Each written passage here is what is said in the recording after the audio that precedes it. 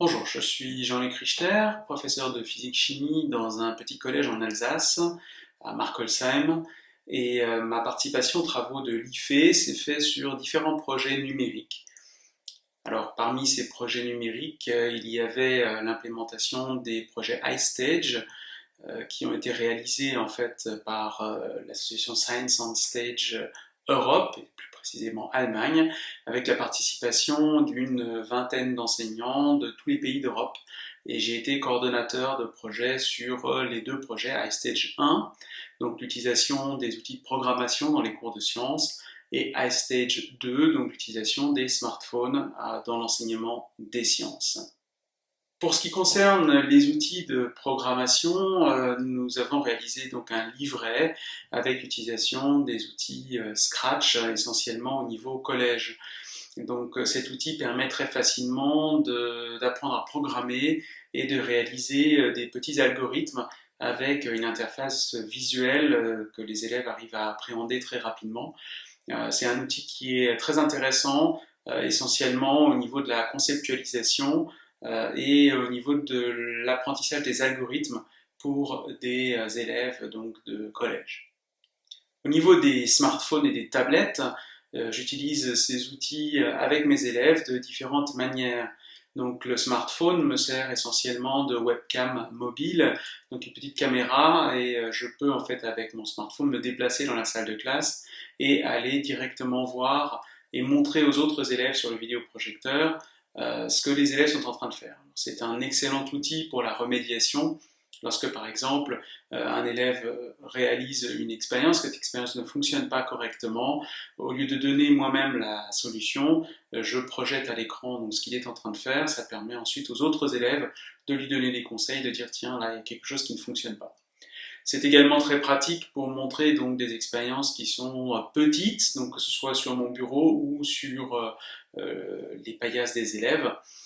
Donc ça c'est un outil qui est intéressant et il m'est arrivé également de filmer certaines expériences de façon à réaliser un petit film que nous diffusons lors des portes ouvertes au collège. À part ça, évidemment, le smartphone est un excellent outil de mesure scientifique.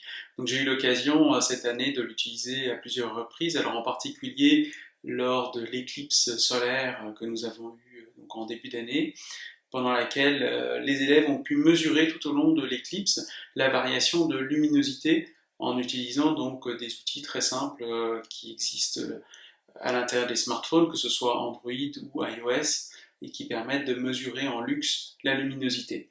Alors pour cela, il n'y a pas besoin réellement de calibrage, puisqu'on va simplement mesurer la variation de luminosité tout au long donc, de l'éclipse.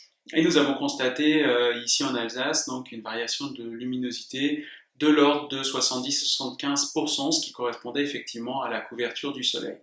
Avec évidemment la chance que nous avons eue de ne pas avoir eu un seul nuage pendant toute cette expérience qui a permis des mesures extrêmement fiables au niveau des élèves et également la participation d'ailleurs du principal adjoint de mon établissement qui était enthousiaste à cette idée.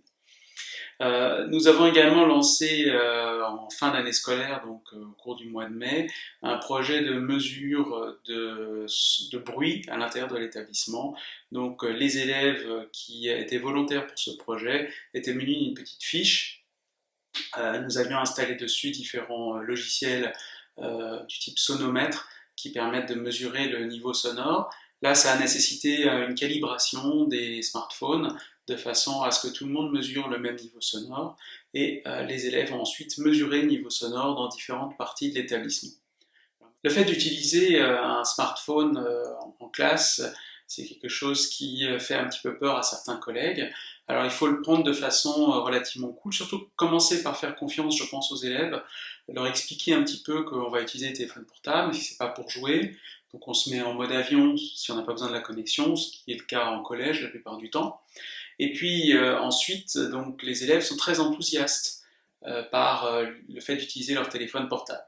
Alors ça, c'est vraiment le côté très positif. Ça permet d'attirer les élèves et on peut se rendre très facilement très populaire auprès d'eux et rendre donc la matière très intéressante pour les élèves. Alors, au point de vue des aspects négatifs, donc il y a le fait que les élèves ont rarement, en tout cas chez nous dans l'établissement, des téléphones portables dernier cri. Donc il faut vérifier la compatibilité des applications. La plupart du temps, les élèves chez nous ont des téléphones sous Android, hein, donc à raison d'à peu près 80% et 20% qui sont sous iOS. Et puis le souci également, c'est que les élèves, même s'ils ont l'impression de maîtriser l'outil, eh bien, ils ne sont pas toujours très très à l'aise avec l'installation des applications, donc il faut parfois les guider. Également, il est important de mettre en place, lorsqu'on fait une activité, on l'a fait pour la carte du son par exemple dans l'établissement, une charte de bonne conduite qu'on fait signer par les élèves et par les parents. Et c'est très important, ça permet à la fois de rassurer l'enseignant, mais aussi de rassurer les parents et les élèves, de savoir voilà, ce qu'il faut faire, ce qu'il ne faut pas faire. Et ça permet également de mettre les choses au clair par rapport à l'administration. Et on rentre à ce moment-là pleinement dans un processus d'expérimentation.